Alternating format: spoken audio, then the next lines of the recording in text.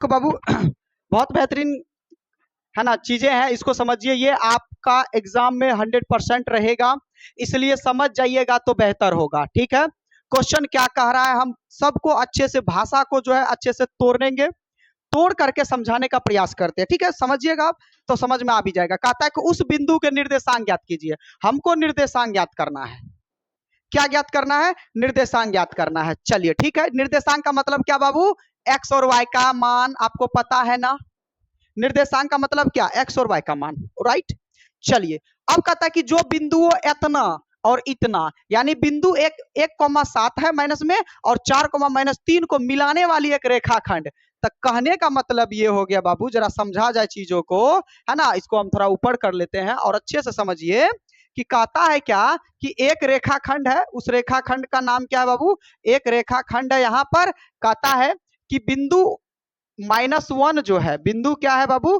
बिंदु जो है -1 और 7, ये एक बिंदु है। यहाँ पर एक कोई बिंदु है, ठीक। और एक रेखाखंड है बाबू, यहाँ पर एक कोई बिंदु है 4,-3।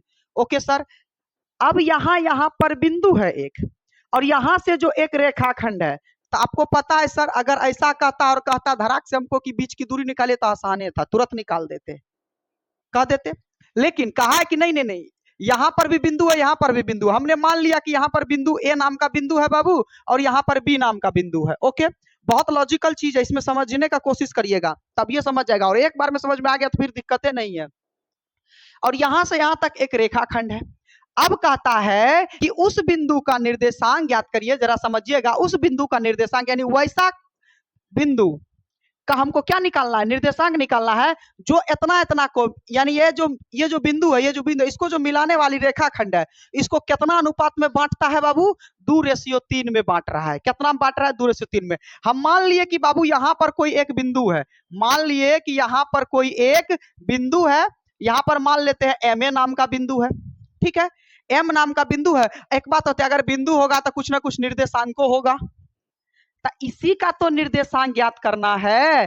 इसी का तो निर्देशांक ज्ञात करना है कि देखिए इधर 2 भाग, यानी इसको 2 अनुपात में बांटे, इसको 3, यानी इधर 2 भाग हो गया और इधर कितना हो गया बाबू? 3, यानी यहां पर कितना हो गया? 3 हो गया, यानी 2:3 के अनुपात में विभाजित करेगा। 2:3 के अनुपात में विभाजित करेगा, याद रखिएगा। बात समझ में आ रहा है? 2:3 के अनुपात में विभाजित करेगा। कोई यहाँ पर बिंदु है, आप बिंदु को कहीं भी ले सकते हैं, कोई मैटर नहीं करता है, ठीक है। तो कहता है कि इधर 2 भाग है, इधर 3 भाग है। देखिए इधर लाइन छोटा दिख रहा है, फिर भी 3 भाग हम कर दिए, तो कोई दिक्कत नहीं, इसको आप आगे बढ़ा सकते हैं, आप लोग समझिएगा। तो एक बार फिर से हम क्वेश्चन रिपीट कर रहे हैं। मेन खेला यहीं पर, अगर ये जिसको आ गया बनाने के लिए, तो अब तो सूत्र बैठाना है। अब जरा समझिएगा फिर से। कहता है कि उस बिंदु का, यानी वैसा बिंदु का निर्देशांक ज्ञात करिए। पहले कह दिया कि उस बिंदु का निर्देशांक ज्ञात करिए, यानी इसका यानी ये वाला भाई साहब, बिंदुओं इतना, यानी इतना और इतना को जो मिलाने वाली रेखाखंड है, उसको कितना अनुपात में बांटेगा? यानी इस अनुपात में बांट रहा है। तो बांट रहा है तो इसका मतलब ये कहीं ना कहीं इस बिंदु पर है, और इस बिंदु पर है तब ना बांट रहा है इसको इतना अनुपात में। बात समझ में आ रहा है? जैसे अब यहाँ पर जरा समझिए, यहां से यहाँ तक एक होल है, या फिर यहां से यहाँ तक एक होल है। अब हम कहेंगे कि यहाँ पर एक ऐसा बिंदु रखिए जो इसकी लंबाई को बाबू 2 और 3 के भाग में बांट दे, यानी 2 भाग इधर 3 भाग उधर कर दे। तो कहिएगा सर 2 भाग इधर है तो टोटल भाग नाप लीजिए, 5 भाग है, 5 भाग में 2 भाग यहाँ रख दीजिए, 3 भाग इधर आ जाएगा। तो यहाँ का आखिर वही निर्देशांक ज्ञात करना है। तब बाबू अब समझिए, फॉर्मूला बैठाते हैं। तो आपको हम विभाजन सूत्र तो दिए थे, आपको विभाजन सूत्र में बताए थे, एक बार हम याद दिला देते हैं विभाजन सूत्र आपको। विभाजन सूत्र में आपको हम याद दिलाए थे, एक्स निकालने का फॉर्मूला निकाले थे। एक्स बराबर क्या होता था? m2x1 प्लस m1x2 होता था, बटे m1 प्लस m2, राइट। और y निकालने का भी हमने फॉर्मूला दिया था, m2x1 ये y1 प्लस क्या हो जाएगा? m1 y2, अब बटे क्या हो जाएगा? m1 plus m2। ये हमने फॉर्मूला दिया था आपको विभाजन सूत्र के माध्यम से x और y निकालने का। यानी यहाँ का जो बाबू x और y है, इसका फॉर्मूला ये वाला होता है। कोई दिक्कत? देखिए x का निर्देशांक निकालिएगा, क्योंकि आपको पता है सर यहाँ भी x y न होगा, तो इसका फॉर्मूला निकालने का क्या होता है? इसका निर्देशांक निकालने का ये वाला फॉर्मूला होता है, याद रख लीजिएगा आप लोग, ठीक है। तो चलिए अब सर m कौन होता है, x1 कौन होगा? तो देखो बाबू x1 आपका यही हुआ, x1 y1, x2 y2। ये जो दोनों भाई साहब है तो पहला वाले को कहते हैं m1, तो यानी पहला वाला m1 कितना 2। ये जो दूसरा वाला है इसको कहते हैं m2। बताइए क्या किसको दिक्कत जो। अब समझिएगा जिस रेशियो में बांटा जाता है उसी को हम लोग अनुपात कहते हैं और उसी को m से सूचित करते हैं, याद रहेगा। तो देखिए अनुपातिक वैल्यू कौन 2:3। तो दो पहला क्या हो जाएगा m1 हो जाएगा, पहला क्या हो जाएगा m1 2 हो जाएगा, m2 क्या हो जाएगा 3 हो जाएगा। बस यही है, पहला को m1 कह दीजिए, दूसरा को m2 कह दीजिए। ये समझिएगा, इसी बेस्ड पर क्वेश्चन होगा। कभी कभी ये गायब कर देगा, ये दे देगा। जरा समझिए इस लॉजिक में कि इसमें इस बार m1 m2 दिया है तो ये वाला भाई साहब को निकालना है। लेकिन अगर एक बात बताइए, अगर यही दोनों दे देंगे तो क्या ये दोनों नहीं निकलेगा? बिल्कुल निकलेगा बाबू, इसी फॉर्मूला पे ध्यान दीजिए। क्योंकि देखिए अगर ये दोनों गायब है तो ये दोनों के बदले हम इसको निकाल रहे हैं। तो अगर ये दोनों दिया रहेगा तो क्या ये दोनों नहीं निकाल सकते हैं? बिल्कुल निकाल सकते हैं। यहाँ क्लियर है? फिर समझिए, अगर ये भी दिया होगा, ये भी दिया होगा, ये भी दिया होगा तो क्या इसको नहीं निकाल सकते हैं? बिल्कुल निकाल सकते हैं। अगर ये अब इस बार ये नहीं है, ये सब दिया है तो क्या इसको नहीं निकाल सकते? बिल्कुल यही फॉर्मूला पर निकालेंगे, कहीं बौखने का जरूरी नहीं है। विभाजन सूत्र में आपको इसी फॉर्मूला को लेके चलना है, सारा का सारा कहानी इस पे निकल जाएगा। क्या क्लियर है इतनी बातें? चलिए, कौन छपैया मार रहा है रे? उसको देखो, शर्म लगता है रे? पहले यहाँ समझो, पहले फॉर्मूला उतारने का मौका सबको मिलेगा, ऐसे भी फॉर्मूला लिखेंगे। चलिए तो समझा जाए बाबू, यहाँ पर चीजों को समझते हैं, ठीक है। और फिर से क्या करते हैं हम यहाँ पर आप लोगों को, चलिए तो एक बात बताइए, ध्यान रखिएगा। ये क्या होता है बाबू? ये x1 y1 x2 y2 m1 m2 हो गया। तो अब आपको हम बताए थे कि बाबू यहाँ का निर्देशांक निकालने के लिए x निकालने का फॉर्मूला क्या होता है? तो x वाला लीजिएगा ना तो x लगाइए, y वाला लीजिएगा तो y वाला लगाना है। तो m1 पहले क्या होगा m2, पहले 2 वाला को रखिए। अगर m 2 हुआ तो x को कौन करना पड़ेगा? इवन ये अल्टरनेट करिए, तो x को 1 करिए क्योंकि x का मान तो x का, ठीक, प्लस का प्लस जोड़ दीजिएगा। फिर देखिए, अब देखिए m को क्या करिएगा 1, रटिए मत, समझिए। m को क्या करिएगा 1, तो x को क्या करना होगा 2, और नीचे में तो बाबू m1 m2 को जोड़िए देना, इसमें तो कोई दिक्कत नहीं है। चलिए अब मान बैठाएं क्या? अब डेटा रखते हैं बाबू एक एक करके। तो कहिएगा सर डेटा रखिएगा। तो m2 कितना? सर m2 आपका है 3, इसके बीच में क्या है बाबू? गुना। तो x1 के जगह पे हम क्या बैठा दे? तो x1 ये वाला कि ये वाला? ये वाला, यानी -1। तो गुना में कितना बैठाना पड़ेगा? -1। ई बीच का भाई साहब प्लस का प्लस है, ये है प्लस का प्लस है, ये है, ठीक है। इसके बाद m1 कितना है? तो m1 है कितना 2, तो m1 के जगह पे हम क्या रखेंगे 2 गुना। अब देखिए x2 कितना? तो सर x2 तो 4 है, आप 4 बैठा दीजिए तो ओके सर। अब बाबू m1 प्लस m2, तो m1 है 2, m3 m2 कितना है? तो 2 प्लस क्या हो जाएगा 3। कोई दिक्कत? बताइए तो सॉल्व तो बच्चों कर लेगा प्लस माइनस का। तो चलिए 3 एकम प्लस 4 दूनी, तो 3 दू 8 में से 3 गया, 5/5 कट करके 1। x का वैल्यू कितना? y का भी निकालना, इसका भी निर्देशांक निकालना अगेन। फिर अब बाबू आराम से क्या निकालेंगे? y बराबर निकालेंगे। तो y बराबर फॉर्मूला क्या दिए? वही फॉर्मूला m1 y2। फिर y वाला को ले ले तो y रखिए, यहाँ x वाला के लिए तो x रखते हैं। क्या हो जाएगा? m2 y1 plus m1 y2 अब बटे क्या हो जाएगा? m1 plus m2। तो चलिए मान बैठाते हैं। क्या करेंगे बाबू? यहाँ पर मान बैठाएंगे। तो अब देखिए m2 कितना? m2 कहिएगा सर 3 है, अगुना y1, सर y1 तो 7 है इस बार, अब प्लस का प्लस। m1 कितना? m1 है 2, अगुना y2 कितना सर? y2 -3, अब बटे यहाँ पर तो 2 प्लस तो 3 होगा ही। तो चलिए बाबू 7 21 -3 दूनी 6 बटे 5। अब 21 में से 6 घटाइएगा तो कहिएगा सर 15, कितना हो जाएगा? 15/5 कट करके कितना हो जाएगा? 3। देखिए तो y का मान 3 निकल गया ना। तो यही का इसी का ना निर्देशांक निकालना है। तो अब हम लोग को क्या लिख देना? अतः निर्देशांक बराबर, यहाँ पर लिख दीजिएगा थोड़ा सा लिख करके, अतः निर्देशांक बराबर कितना हो जाएगा बाबू? भाषा लिखना चाहते तो और भी लिख सकते थे, 1,3। 1,3 यही हो जाएगा हमारा आंसर। देखिए तो कितना आसान था। क्लियर है चीजें? चेक करिए आंसर है। कहता है बाबू कि बिंदु इतना 4, -1, ठीक है सर, और इतना को जोड़ने वाला रेखाखंड है। तो रेखाखंड है तो बाबू एक रेखाखंड खींच दिए। जब भी विभाजन सूत्र हो, याद रखिएगा, विभाजन सूत्र का देख लीजिए कैसा है क्वेश्चन, ठीक है। विभाजन सूत्र में रेखाएं खींचना है और यहाँ पर बिंदु कितना दिया है, -2, -3। अब कहता है कि यह जो एक रेखाखंड है बाबू, यहाँ पर नाम भी दे दीजिए ए और बी, यानी ये जो ए बी जो एक रेखाखंड है, ए बी जो एक रेखाखंड, ये रेखाखंड को ऐसा बिंदु यहां पर देखिए, सबसे पहले तो इस चीजों को समझिए, समत्रिभाजित। तो समत्रिभाजित का पहले कॉन्सेप्ट समझिए क्या होता है। समत्रिभाजित का मतलब होता है बाबू, सम का मतलब होता है बराबर, आपको पता है, और त्रि का मतलब होता है 3, अब भाजित का मतलब होता है भागों में, तो यानी 3 भागों में इसको बराबर बांटेगा।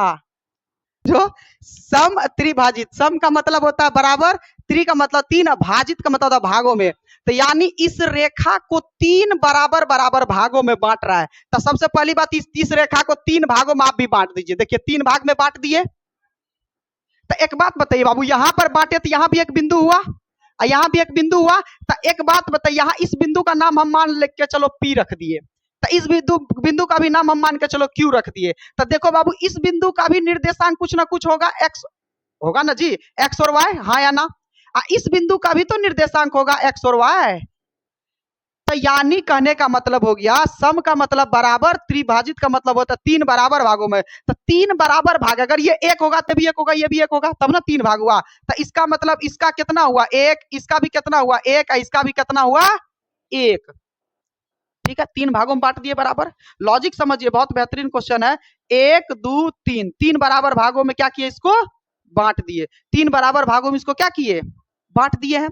तो देखिए एक भागिए, एक भागिए, एक भागिए। लेकिन बाबू एक बात बताइए, अगर हमको इसका निर्देशांक निकालना है तो देखिए x1 y1 x2 y2 तो हमारा यही रहेगा, ये चेंज नहीं होगा। लेकिन इसका निर्देशांक निकालने के लिए आपको कौन सा फॉर्मूला दिए हैं, विभाजन सूत्र दिए हैं, आपको दिए हैं ना, m1 वाला फॉर्मूला दिए हैं। तो कहिएगा सर ठीक है, x1 x2 तो y1 y2 तो दिया हुआ है, लेकिन सर अगर हम इसका x बराबर निकालेंगे तो m1 और m2 को क्या लेंगे, क्योंकि इधर तो 2 भाग है, कोई दुइये को ना। तो समझिए, अगर आप इसका निर्देशांक निकालिएगा तो ई वाला बिंदु को भूल जाइए। तो बताइए इधर कै गो घर है बाबू, इधर एक गो है, इधर कै गो घर है, टोटल 2 गो घर है। टोटल कै गो घर है, 2 भाग है। तो यानी इधर 1 भाग, इधर 2 भाग। तो बाबू इसका मतलब m1 कितना हो जाएगा, फिलहाल m1 1 होगा, लेकिन m2 कितना हो जाएगा, 2 होगा। m2 कितना होगा, 2। तो चलिए हमको इसके लिए बाबू, इसके लिए m1 और m2 मिल गया। अगर m1 और m2 मिल गया तो क्या इसका q का निर्देशांक निकाल सकते हैं। तो लिखिएगा इसे q बिंदु के लिए, क्योंकि यहाँ पर 2 बिंदु है ना, तो q बिंदु के लिए, तो q बिंदु के लिए बाबू आपका x बराबर क्या हो जाएगा, तो कहिएगा सर m2 x1 प्लस क्या हो जाएगा, फिर इसके बाद m1 x2 बटे फिर क्या हो जाएगा m1 plus m2, m1 plus m2। तो चलिए मान बैठा दे क्या, हाँ चलिए मान बैठा देते हैं। तो m1 कितना है सर, नहीं m2 कितना है तो 2, अगुना x1 कितना है तो बाबू x1 वही है 4, x1 वही रहेगा, बदलेगा नहीं, प्लस का प्लस। m1 कितना है जी तो 1, अगुना m2 कितना है, ये x2 कितना है सर तो x2 है माइनस का 2। तो चलिए m1 कितना है तो 1 प्लस 2। क्या मान बैठाने में किसी को कोई दिक्कत, चलिए 4 दूनी प्लस और माइनस 2 एकम बटे 3, 8 में से 2 गया 6 बटे 2, इसका 3 आ गया, फिर अच्छा 3 है जी, चलिए 2 आ गया, इसका कितना आ गया, अब इसका भी y का निकालना होगा। चलिए y क्या निर्देशांक, तो y बराबर क्या होगा बाबू, y बराबर फिर वही होगा m2 y1 प्लस क्या हो जाएगा m1 y2, अब बटा फिर क्या हो जाएगा m1 प्लस m2। तो चलिए m2 कितना है सर तो m2 2 है, m2 कितना है 2, गुना y1 कितना है तो y1 में -1 प्लस m1 कितना है तो 1 है सर, गुना y2 कितना है तो y2 देख लीजिए बाबू कितना है माइनस का 2, सॉरी 3, माइनस का 3। देखिए डेटा सही सही बैठाइएगा, माइनस सही सही करिएगा, नहीं तो बहुत गलती होगा। काजी पीछे छापने का भी कार्यक्रम चालू है, ठीक है, बहुत अच्छा कर रहे हो। 1 प्लस कितना हो जाएगा 2। तो चलिए कितना हो जाएगा बाबू 2 एकम 2 माइनस में, अब माइनस माइनस प्लस, तो क्या होगा -3, अब बटे क्या हो जाएगा 3, तो बाबू 3 2 कितना हो गया 5 बटे 2, यानी माइनस का 5 बटे 2। तो इसका कितना आ गया बाबू माइनस का 5 बटे, हाँ सॉरी बार बार 2 का आ रहा है जी, माइनस का 5 बटे 3 कितना आ रहा है माइनस का 5 बटे 3, कोई दिक्कत। तो ये पहला का निर्देशांक निकला। चेक करिए इसका निर्देशांक है इतना, ठीक है। ये इसका निर्देशांक निकला है, अब हमको इसका भी निकालना है। तो अब क्यू बिंदु के लिए जरा समझिएगा। तो देखिए क्यू बिंदु के लिए भी x1 यही, x2 यही और y1 y2 यही। क्यू बिंदु के लिए क्या क्यू बिंदु के लिए बोला भाई साहब बदलेगा? नहीं, लेकिन m1 और m2 बदल जाएगा। कहिए कैसे? तो अब की बार हमको इस बिंदु को लेके चलना है। तो देखो बाबू, इस बिंदु से पहले क्या गो घर? 2 गो। तो इसका मतलब क्यू बिंदु के लिए m1 कितना? 2, m2 कितना? 1। तो चलिए क्या क्यू बिंदु के लिए चला जाए? तो चलिए क्यू बिंदु के लिए चलते हैं। किसके लिए चलते हैं? हाँ, क्या हुआ? कौन सा बिंदु को लेकर चले थे? अच्छा क्यू, अच्छा पी निकाले थे ना। चलिए पी की निकाले थे, आप लोग सही कर लीजिएगा, पी के लिए ही चले थे। इस बार किसके लिए चलेंगे हम? क्यू, क्यू के लिए, ठीक है, क्यू बिंदु के लिए। तो अब क्यू बिंदु के लिए बाबू वही करना है, m1 कितना है और m2 कितना है। तो कहेगा सर इस बार m1 हो गया 2, m2 कितना हो गया 1। तो चलिए x बराबर निकालिए। तो फिर क्या होगा? m2 x1 प्लस फिर क्या होगा? m1 x2 अब बट्टा क्या हो जाएगा? m1 plus m2। तो चलिए m2 कितना है भाई? तो m2 है सर 1, x1 कितना है? तो x1 तो देखना पड़ेगा बाबू आप लोग, ठीक है। थोड़ा निर्देशांक हमको लिखा दीजिएगा बुक से ही, ठीक है, ताकि हम समझ जाएंगे। तो देख लीजिए x2 कितना है सर? x2 है आपका -2। x2 कितना है? -2। तो बैठा दे x2 -2, सॉरी x1 है ना। x1 कितना बताओ तुम ही लोग? x1 4 प्लस m1 तो बाबू यहाँ, हाँ 4 प्लस m1 कितना है? m1 है 2 गुना x2 कितना है? -2। अब बटे फिर यही हो जाएगा 1 प्लस 2। तो चलिए क्या करते हैं, 4 एकम 4 -2 दूनी 4/3। देखो 4 में 4 गया, क्या बचेगा? 0/3 कट करके क्या हो जाएगा? 0। क्या हो जाएगा? 0। फिर क्या निकालेंगे बाबू? y के लिए निकालेंगे। तो y बराबर क्या होगा? m2 y1 plus m1 y2 अब बटे क्या हो जाएगा? m1 plus m2। तो चलिए m2 कितना है इस बार? तो m2 है 1 गुना y1 लिखाइए कितना है? -1 प्लस m1 कितना है जी? तो 2 गुना y2 कितना है? -3 बटे 1 प्लस 2। तो चलिए -1 और माइनस क्या होगा? 3 दूनी 6/3, 6 1 7/3 बाबू यही निर्देशांक निकल गया। तो अब हम क्या कहेंगे? तो अतः निर्देशांक बराबर, अतः निर्देशांक बराबर क्या हो जाएगा बाबू? तो कितना हो जाएगा? एगो का कितना निकला था? तो एगो का निकला था 2 का 2 और एगो का कितना निकला है? 0,-7/3। यही हमारा आंसर हो गया बाबू। तो कितना बेहतरीन क्वेश्चन था ये, है ना। और ये वीवीआई भी था, आपको पूछने का चांस बहुत है, एग्जाम में पूछा भी गया है, ध्यान रखिएगा। तो चलिए यहाँ पर पहले पी का निकाले, फिर इसके बाद क्यू का निकाले। तो बहुत अच्छा क्वेश्चन था, चलिए उतार लिया जाए।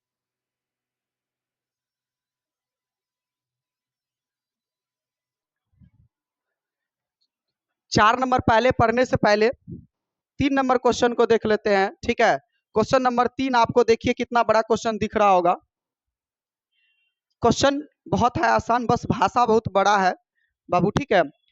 2 4 5 लाइन का प्रोसेस है और इसमें कुछ भी नहीं करना है। हाँ, लेकिन आज तक रिकॉर्ड है कि ये क्वेश्चन पूछा भी नहीं गया है, ठीक है। तो इस फालतू भाषा वाले क्वेश्चन को हम लास्ट में कर लेंगे। अभी चलते हम लोग जो क्वेश्चन पूछा जाता है बार बार उस पे चलते हैं, ठीक है। तो इस क्वेश्चन को हम, क्वेश्चन नंबर 3 को बाद में देख लेंगे। समझ में आ गया? ये गमला दिया है बाबू, हर गमला 100-100 मीटर की दूरी पर है और सबका निर्देशांक निकालना, इसमें ज्यादा कुछ विशेष बात नहीं है। चलिए फिलहाल अभी हम लोग आते हैं अपना मेन क्वेश्चन पे, जो हमारा क्वेश्चन मैन है। चलिए देखा जाए और समझा जाए। चलिए समझिए, 4 नंबर क्वेश्चन कहता है कि बिंदु इतना और इतना को जोड़ने वाला रेखाखंड। आपको पता है कि ये जो बिंदु इतना और इतना को जोड़ने वाला रेखाखंड है, यानी ये रेखाखंड वाला बिंदु है। समझिएगा लॉजिक, रेखाखंड को बिंदु इतना किस अनुपात में विभाजित कर रहे है ना, करता है। अब देखिए हमसे कौन सा क्वेश्चन पूछा है कि किस अनुपात में विभाजित करता है। जा अभी तक हम लोगों ने 1 और 2 क्वेश्चन पढ़ा, उस क्वेश्चन में हमें ये मिला था कि ये दोनों तो बिंदु है, ये रेखाखंड था ही। हम लोग इस वाले भाई साहब को निकालते थे और अनुपात दे करके रखा था, चाहे सम त्रिभाजित हो चाहे 3:2 के रेशियो में हो, देख लिए थे।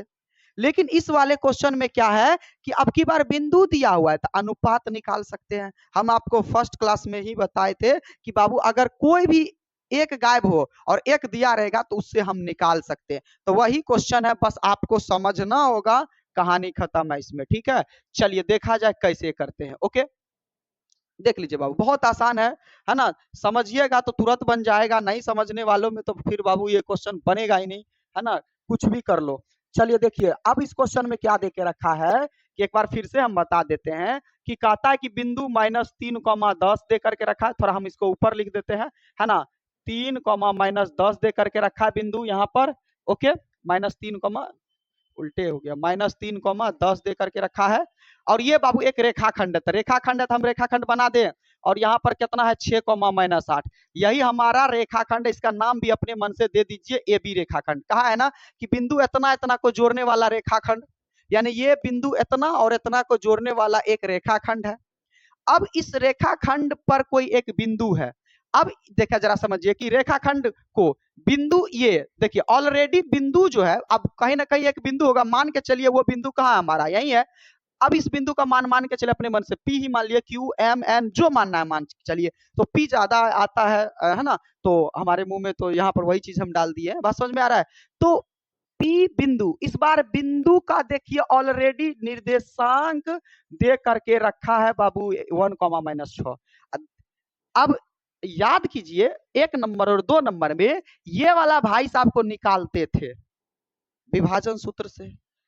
ये x होता था, ये y होता था। समझिए, लॉजिक समझिए, तभी फिर समझ आएगा, नहीं तो फिर दिक्कत है। क्योंकि इसमें ये भी x है, ये भी y है, ये भी x है, ये भी y, ये भी x y है। लेकिन समझिए किसका कौन सा x y है। ठीक है, लेकिन पिछले वाले क्वेश्चन में हमको ये वाला दिया रहता था और ये दोनों भाई साहब को निकालते थे।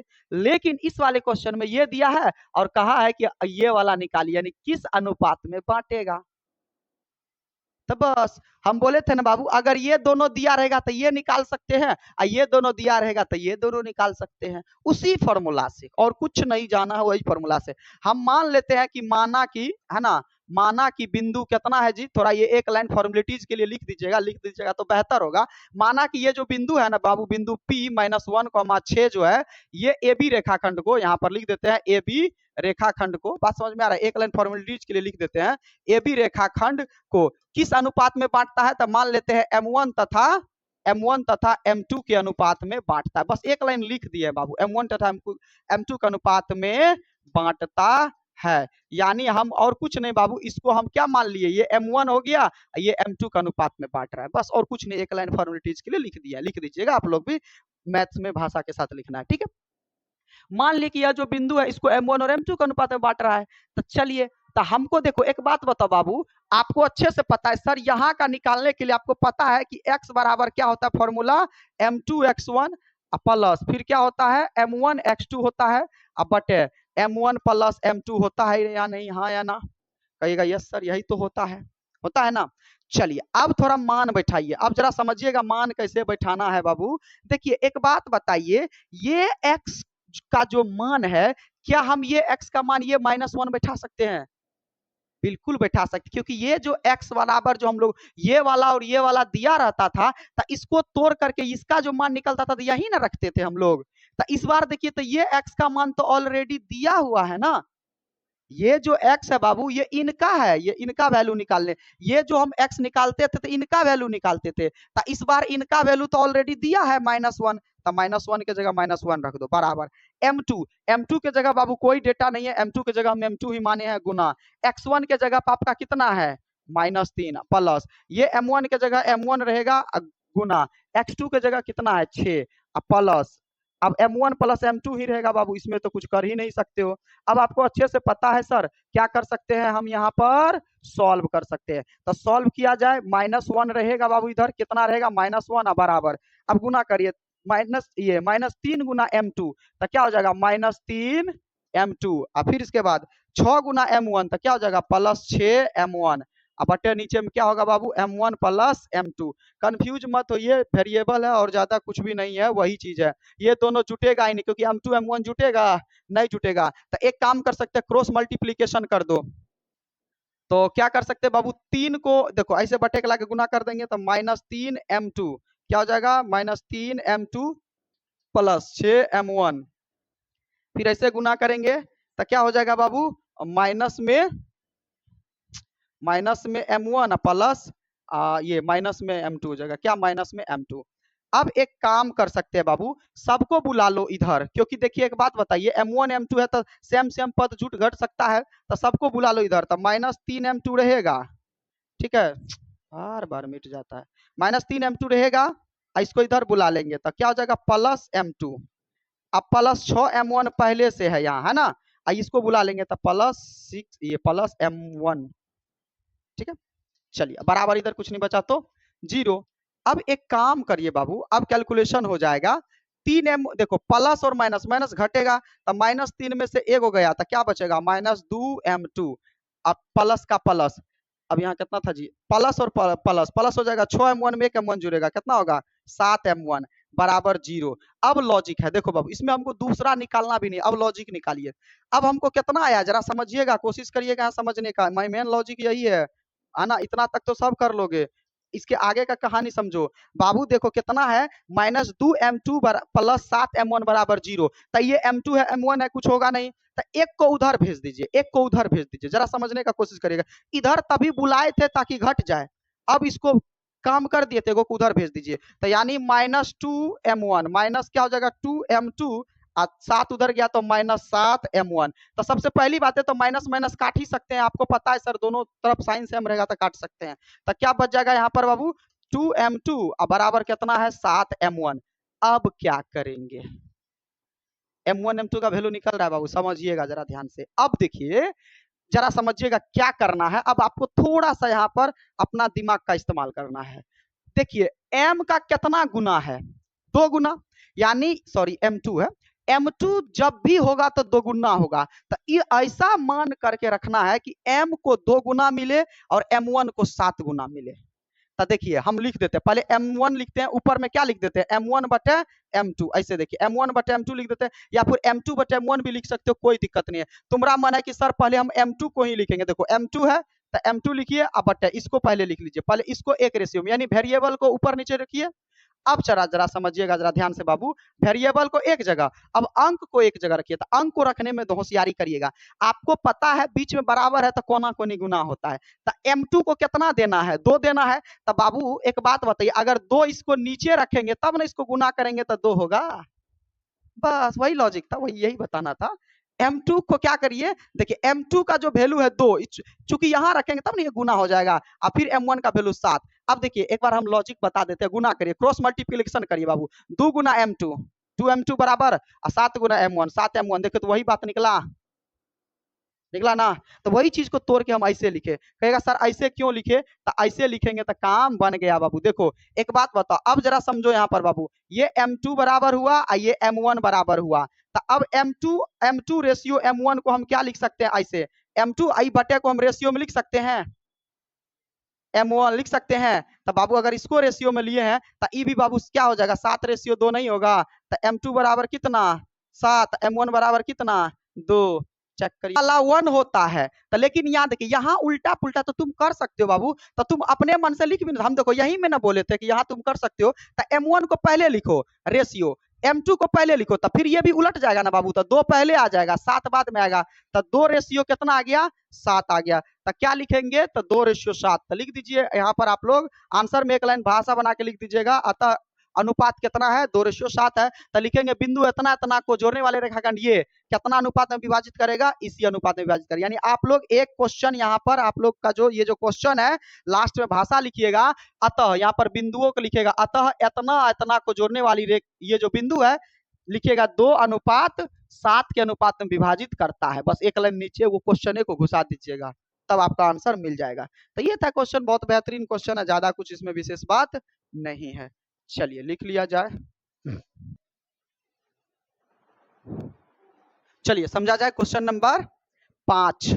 ओके, क्वेश्चन नंबर 5 क्या कहता है, कहता है कि वह अनुपात ज्ञात कीजिए, फिर अनुपात ज्ञात करना है, क्या ज्ञात करना है, फिर अनुपात, यानी फिर वही m1 और m2 चाहिए हमको इस बार भी, बातें समझ में आ रहा है, जिसमें बिंदु इतना और इतना को मिलाने वाला रेखाखंड। यानी फिर इस क्वेश्चन में हमको क्या दे करके रखा है बाबू, रेखाखंड दे करके रखा है। इसमें तो बिंदु क ही दिया है, ए कितना है, तो ए है 1,-5, 1,-5 है, ए नाम का एक रेखाखंड है। अब बी यहाँ पर कोई बिंदु है, ठीक है, जिसका निर्देशांक कितना है जी, तो -4,5 है। ठीक, ये एक रेखाखंड है।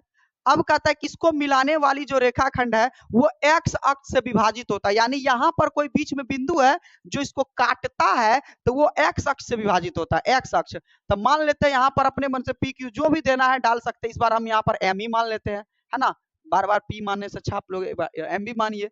अब लेकिन यहाँ का जो बारे में कर रहा है जरा समझिएगा बाबू, यहाँ इसमें लॉजिक दिया है। देखिए, हमको पहले ही अनुपात कह दिया है ज्ञात करने के लिए। यानी ये दोनों भाई साहब, यानी M1 और M2 पहले ही हमको ज्ञात करना है। तो इसका मतलब हर हाल में हमको यहाँ का निर्देशांक चाहिए, नहीं तो कोई संभव ही नहीं है कि ये दोनों निकलेगा। बातें समझ में आ रहा है? हाँ, तो इनके बारे में क्या कहा है, ऊपर वाले क्वेश्चन में डायरेक्ट दे करके रखा था -1,6, तब परेशानी नहीं हुआ।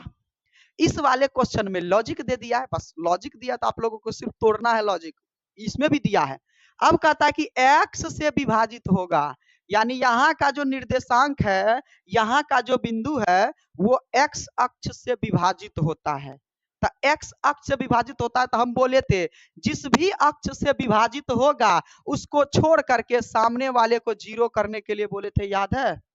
तो x अक्ष पर विभाजित होगा तो x को छोड़ करके y वाले को क्या करेंगे, जीरो। तो निकल तो गया बाबू यहाँ का निर्देशांक कितना, x,0। लो, हो गया, कहानी खत्म है। कहोगे सर कैसे, फिर भी दिक्कत है। देखिए दिक्कत नहीं है बाबू, पहला वाला x है, दूसरा वाला 0 है। तो इसमें एक बात बताइए, x का वैल्यू तो हम कैसे निकालेंगे, x का मान कोई है नहीं है। तो अब हमको किसको पकड़ के चलना होगा, y वाले को पकड़ के चलिए। y वाले को पकड़ के चलेंगे तो M1 M2 निकलेगा, अनुपात निकल गया। लेकिन एक चीज और कह रहा है कि इस बिंदु के निर्देशांक भी ज्ञात कीजिए। फिर ये भी कहा है कि यदि ये निकल जाएगा ना तो ये भी निकालिए, x बराबर जो आप माने हैं ये भी निकालिए। तो बाबू पहले इसको निकालने के लिए तो M1 और M2 चाहिए, M1 और M2 को निकालने के लिए हम 0 से निकाल सकते हैं। तो चलिए 0 यानी y बराबर, तो हम अब की बार किसका फॉर्मूला अप्लाई करेंगे, आप ही लोग बताइए तो।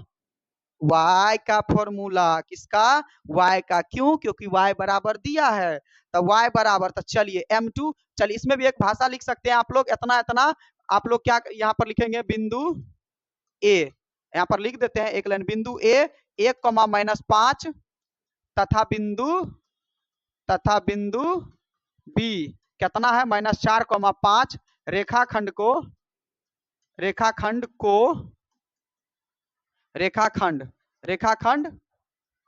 पर बिंदु, रेखाखंड पर जो बिंदु है ये m कितना है जी, x,0, M1 तथा M2 में, M2 के अनुपात में बाबू क्या होगा, M2 के अनुपात में विभाजित करता है। क्या लिखे, M2 के अनुपात में विभाजित करता है। एक लाइन लिख देना है, ठीक है। यानी हम मान लिए कि ये जो बिंदु है बाबू x,0 इस रेखाखंड को M1 और M2 के अनुपात में बांट रहा है। तो चलिए अब हमको 0 पकड़ के चलना होगा, तो तभी हमारा मान निकलेगा। यानी y बराबर लेना होगा, तो y बराबर क्या हो जाएगा, M2 y1 प्लस क्या हो जाएगा, M1 y2 बटे फिर क्या हो जाएगा, M1 प्लस M2। यही रेशियो चलना होगा जैसे उस तरफ निकाले थे। चलिए इस बार M1 का वैल्यू, ये y का वैल्यू कितना, 0 बराबर M2 के जगह M2 ही रहेगा बाबू, अगुना y1 के जगह -5 डालेंगे, प्लस M1 के जगह M1 ही रहेगा, गुना y2 के जगह पे 5 डालेंगे,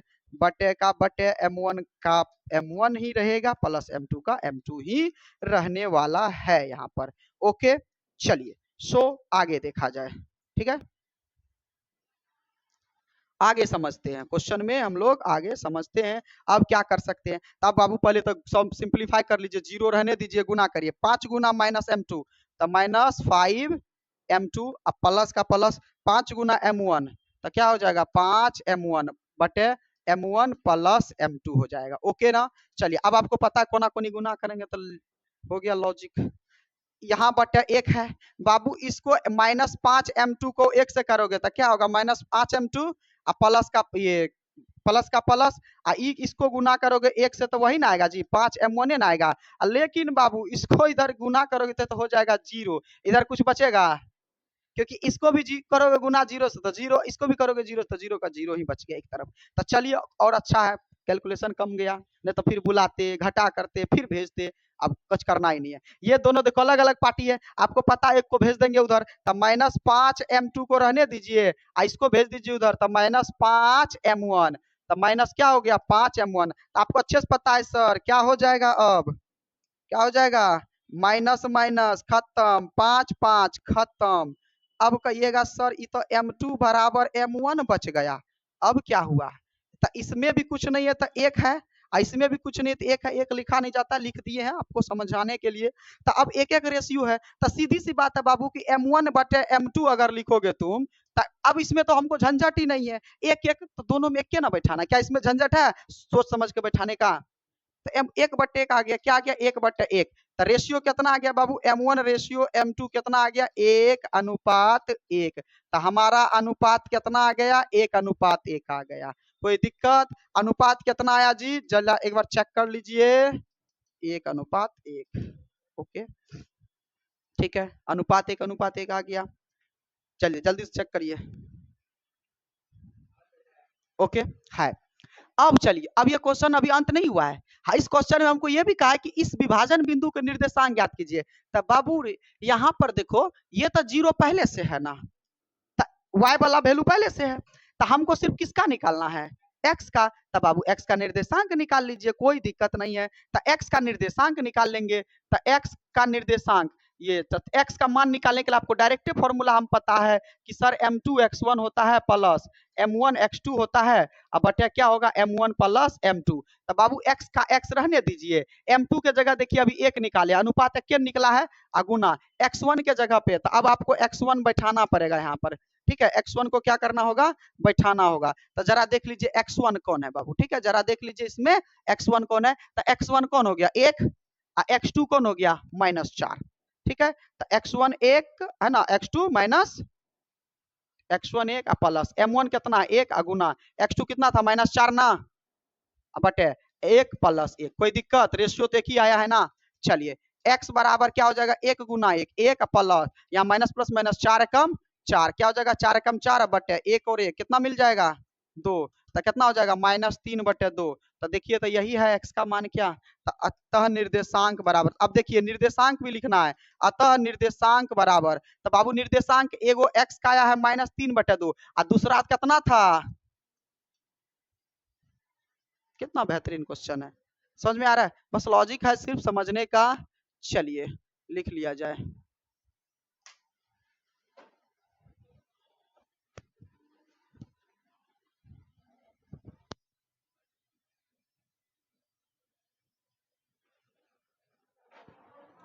चलिए देखिए question number 6, question number 6, question number 6 को पढ़ने से पहले एक चीजों की तरफ आप लोगों को ले जाना चाहेंगे बाबू, मध्य बिंदु की तरफ, ठीक है। ये फॉर्मूला में छूट गया था, इसको आप लोग फॉर्मूला में ही नोट कर लीजिएगा। मध्य बिंदु अगर कोई रहे, जैसे एग्जाम्पल समझिए, ए नाम का यहाँ पर बिंदु है, एक रेखाखंड है, और यहाँ पर बी नाम का बिंदु है, इसका निर्देशांक मान लिया अपने से 1, -2 है, इसका 3, 4 है, मान लेते हैं। और इन दोनों के पूरा बीचों बीच, पूरा बीच देखो बाबू एक जरा अंतर नहीं है, पूरा बीचों बीच एक रेखाखंड है, एक रेखाखंड मान के चलो पी, तो इसका निर्देशांक कैसे निकालेंगे, तो दो तरीका, पूरा बीचों बीच है तो सीधी सी बात है कि सर ये 1:1 में बांट रहा है, लेकिन अनुपातिक फॉर्मूला हमको नहीं लगाना है, तो भी इसका निकालने का तरीका है बाबू, मध्य बिंदु से। कहिए क्यों, तो ये बाबू क्या है, ये हमारा मध्य बिंदु है, तो यहाँ जो x और y होता है बाबू, तो इसका फॉर्मूला होता है, अगर मध्य बिंदु होगा तब अप्लाई करिएगा, अगर मध्य बिंदु है तो फॉर्मूला होता है x1 प्लस x2/2, और y का फॉर्मूला होता है बाबू y1 प्लस y2/2। देखिए कितना आसान है, ठीक है। तो ये आप लोग मध्य बिंदु का फॉर्मूला लिख लीजिए, याद रखिएगा आप लोग, मध्य बिंदु का ये फॉर्मूला है, x निकालने का, ये y निकालने का है, पहले इसको जल्दी से नोट कर लीजिए, मध्य बिंदु का फॉर्मूला, ये आपका फॉर्मूला है, इसको नोट कर लीजिए जल्दी से पहले। x1 प्लस x2 y में y1 प्लस y2, सबसे आसान यही चैप्टर है क्योंकि इसमें एक्स्ट्रा कुछ भी नहीं है। ठीक है, चलिए देखा जाए। अब कहता है कि बिंदु इतना इतना इतना को एक ही क्रम पर लेंगे। क्या लेंगे? एक ही क्रम। और लेने पर एक समानांतर चतुर्भुज है बाबू, समानांतर चतुर्भुज। चलिए समानांतर चतुर्भुज बना दीजिए। क्या बना देना है? समानांतर चतुर्भुज बनाना है। चलिए समांतर चतुर्भुज बना दिया हम। क्या बना दिए बाबू? समानांतर चतुर्भुज। हल्ला नहीं। चलिए ये समानांतर चतुर्भुज बना दिए। अब चलिए बिंदु का निर्देशांक लेना है। ए का वैल्यू कितना है? तो ए का कहिएगा सर 1,2। अपने मन से ए बी सी मान लीजिएगा। बी यहाँ पर भुजा मानते हैं 4,y। सी मानते हैं x,6। डी डी कितना है जी? तो 3,5 है। ये निर्देशांक देके रखा है एक चतुर्भुज का। कहिएगा यस सर। अब क्या करना है? इसी क्रम में लेने पर एक समांतर चतुर्भुज का शीर्ष होता बाबू एक्स और वाई ज्ञात करिए। यहाँ पे दिख रहा है बाबू एक्स, यहाँ पे दिख रहा है वाई, ये ज्ञात करना है। चलिए एक काम करिए, आप लोग को पता है कि सर यहां से यहां तक एक हम क्या खींच सकते हैं? विकर्ण खींच सकते हैं, हाँ या ना? खींच सकते हैं ना विकर्ण? तो एक बात बताओ बाबू, अगर ये हम विकर्ण खींचेंगे, ठीक, और ये भी विकर्ण खींचेंगे, ऐसे दो विकर्ण खींचा जा सकता है। विकर्ण खींचेंगे तो यहाँ जो बिंदु मिला बाबू, ये जो बिंदु है यहाँ पर, ये बिंदु इन दोनों का मध्य बिंदु होगा, क्योंकि पूरा बीचों बीच में होगा, क्योंकि विकर्ण इसका सेम लंबाई का, क्योंकि समांतर चतुर्भुज का विकर्ण दोनों विकर्ण क्या होगा? इसका ये सेम होगा। तो ये इसके लिए क्या होगा? मध्य बिंदु। तो मान लीजिए यहाँ पर कौन सा बिंदु है? पी बिंदु है। पी बिंदु क्या है? तो जरा समझिएगा, एक बात बताइए, जो पी जो है ये ए और सी के लिए, यहाँ सी भी है, पी जो है ए और सी के लिए भी मध्य बिंदु है। ऐसे ऐसे चलेंगे तो, और सेम में पी जो है डी और बी के लिए भी मध्य बिंदु है ना? तो मध्य बिंदु है। तो चलिए अब आप पहले चुकी चलते हैं, तो चुकी लिखते हैं पी, ए बी का मध्य बिंदु है। तो पी जो है ए सी, सॉरी ए सी का क्या है बाबू? मध्य बिंदु है। ए सी का मध्य बिंदु है। तो मध्य बिंदु है बबुआ। तो हम अभी तुरंत ना बताए थे कि यदि मध्य बिंदु होगा, तो एक बात बताइए, अभी आपको पता है मध्य बिंदु होगा तो इसका कुछ ना कुछ निर्देशांक होगा। कहिएगा यस सर। यहाँ आप देखिए, एक बात बताइए, अगर बिंदु है कोई तो यहाँ कुछ ना कुछ निर्देशांक होगा ना जी, एक्स कॉमा वाई नहीं होगा? तो इसका वैल्यू जरा समझिएगा, इसका वैल्यू निकालने के लिए अब जरा समझिएगा जरा ध्यान से। इसका वैल्यू अगर हम निकालेंगे किसमें? एसी के सापेक्ष में, जरा समझिएगा, बहुत आसान है। एसी के सापेक्ष में अगर इसका वैल्यू निकालेंगे तो यहाँ x बराबर क्या हो जाएगा बाबू? तो कहिएगा सर x बराबर हो जाएगा हमारा, यानी इसका p का निर्देशांक क्या हो जाएगा? पहले p का निर्देशांक लिख लीजिए। तो x बराबर क्या हो जाएगा? तो चूंकि ये मध्य बिंदु है तो कहिएगा sir x1 plus x2, x बराबर निकाल रहे तो x1 प्लस x2 अब बटे 2, ठीक। अब y बराबर निकालते हैं तो क्या होता है बाबू? y1 प्लस y2 बटे 2, यही होता है। चलिए तो x को हम यहाँ से काट देते हैं, डायरेक्ट निर्देशांक निकालते हैं, इसको कॉमा में ही डाल के लिख देते हैं। आप लोग डायरेक्ट समझ जाइएगा, इसी तरह से लिखना भी है। तो एक बात बताइए बाबू, x1 कितना है? तो कहिएगा सर ई दोनों में x1 1, x1 1, ठीक है, ई दोनों में x1 1 प्लस x2 कितना है? तो कहिएगा सर x2 कितना है जी? तो x2 2, अब बटे कितना हो गया? 2। अब कॉमा y1 कितना है? हाँ हाँ x2 x है, ठीक। अभी दोनों में y1 कितना है? 2, प्लस y2 कितना है? तो 6 अब बटे 2। तो चलिए कोष्ट में डालते चलिएगा, निर्देशांक अपने आप निकल जाएगा। 1 प्लस x जुटेगा क्या? नहीं जुटेगा। 1 प्लस x बटे 2 ही रहेगा। इधर कितना हुआ? 3 और 2 कितना हो गया? ये 6 और 2 कितना हो गया? 8 बटे 2। कट करके कितना? डायरेक्ट हम 4 लिख दें, यानी इसका निर्देशांक कितना निकला? इतना निकला। यानी ये पी ए सी के सापेक्ष में इसका निर्देशांक कितना निकला? 1 प्लस एक्स बटे 4। अब पुनः चलिए क्या करेंगे? पुनः चलना है अब हम लोगों को। अब जरा समझिएगा, अब किसके सापेक्ष में चलेंगे? किसके संदर्भ में चलेंगे? पी तो बाबू डीबी का भी मध्य बिंदु है।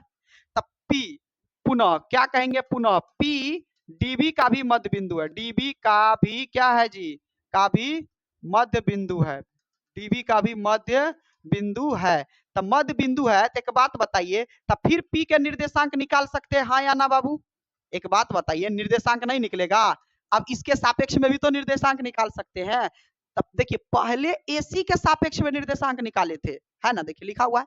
अब यही पी इनके सापेक्ष में इसका भी निर्देशांक निकाल सकते हैं। तो कहिएगा सिर्फ फिर वही बाबू x plus x1 plus x2 by 2, और फिर क्या कहेंगे? y1 plus y2 by 2। तो चलिए सर मान बैठाइए। तो इस बार ऐसे लेना है, x1 का वैल्यू कितना 3 प्लस x2 का वैल्यू कितना 4 बटे 2 एक कोष्ट में, और फिर ये सॉरी डबल कोष्ट में नहीं होगा, इसके बीच में कॉमा होगा, ठीक है। फिर कॉमा, फिर क्या हो जाएगा y1 का वैल्यू कितना है जी, तो y1 का वैल्यू 5 प्लस y2 का वैल्यू कितना y बटे 2। चलिए कोष्ट बंद करिए, 4 और 3 7 बटे 2 अब कॉमा ये 5 प्लस y जुटेगा बटे 2, ये नहीं होगा, इतना ही निर्देशांक निकला है। ये तो यहाँ तक तो ठीक ठाक था, यहाँ तक ठीक ठाक था, समझ में भी आ रहा है। अब जरा लॉजिक देखिए बाबू, एक बात बताइए, यहाँ पर दो को निर्देशांक निकला है, एक इसके सापेक्ष में एक इसके सापेक्ष में, जरा समझिएगा। अब दो चीजें निकलता है ना, दो बराबर होता है, जरा देखिए ई वाला भी x का मान है, हाँ या ना, p के लिए ये भी x का मान है, अब p के लिए ये भी x का मान है, और ये दोनों जब भी एक चीज का दो मान होता है तो वो दोनों मान बराबर होता है। मैथ यही कहता है कि जब भी किसी चीजों का, जब भी कोई बिंदु का एक मान हुआ तो वो दोनों मान बराबर होगा, तो हम भी बराबर कर देंगे। तो यहाँ देखिए P का निर्देशांक इस वाले में ये है, अब P का निर्देशांक X का इसमें ये है, तो ये दोनों भाई साहब को बराबर कर दीजिए। क्या कर देना है, बराबर कर देना है। तो चलिए, तो अतः क्या लिखेंगे, अतः बाबू, तो अतः बाबू क्या करेंगे हम यहाँ पर x का, यहाँ पर इन दोनों को क्या करेंगे, बराबर कर देंगे। तो जरा देखा जाए इनका क्या है निर्देशांक भाई, तो इसका निर्देशांक जरा एक बार यहाँ पर देखिए, इसका x और उसका x को देखना है, x वाले को बराबर करिएगा। तो इसका है 1 प्लस x बटे 2 है, इसका कितना है 7 बटे 2। तो आपका बाबू क्या हो जाएगा 1 प्लस x बटे 2, बराबर कर देना है किसके साथ, 7 बटे 2 के साथ। फिर क्या कर देना है बाबू, y वाले को y वाले के साथ बराबर करिएगा। तो y वाला कितना है जी, तो कहिएगा सर y वाला कितना है, यहाँ पर देख लेते हैं। तो y बराबर कितना है, तो देखिए इसका है, देखिए p का निर्देशांक इसमें y बराबर 4 है, अब p का निर्देशांक इसमें y बराबर कितना है 5 प्लस y बटे 2 है, तो इनका बराबर कर दीजिएगा। तो 4 इधर है 5 प्लस y बटे 2, तो यहाँ पर y बराबर क्या लिखेंगे, तो कितना था 5 और 4, अब बराबर कितना था 5 प्लस y बटे 2, यही है। चलिए अब पहले इसको बराबर कर लेते हैं, इसको बराबर कर लेते हैं हम बाबू। तो देखिए अब क्या करना है, तो सीधी सी बात है, ये इसमें जुटेगा नहीं तो क्रॉस मल्टीप्लीकेशन होगा, तो गुना करिए 2 एकम प्लस 2 गुना x 2x बराबर 7 दूनी 14। अब एक बात बताइए, 2x को रखिएगा, 2 उधर जाएगा तो घट जाएगा, तो कितना बचेगा 12, 2 से 12 गया, 6 बार में x का वैल्यू यही कह रहा था। अगला पुनः अब देखिए इसको भी गुना करिएगा बटे के लगा के, तो 5 प्लस y बराबर क्या हो जाएगा 4 दूनी 8, y को छोड़ दीजिए 5 को भेजिएगा तो घट जाएगा, तो क्या हो जाएगा 3, हो गया ना। अतः x बराबर 6 y बराबर 3, यही हमको कह रहा था निकालने के लिए। देखिए कितना बेहतरीन क्वेश्चन था, ठीक है, कितना बेहतरीन क्वेश्चन था। आप लोग चलिए इसको नोट कर लीजिए, बातें समझ में आ रहा है, चलिए।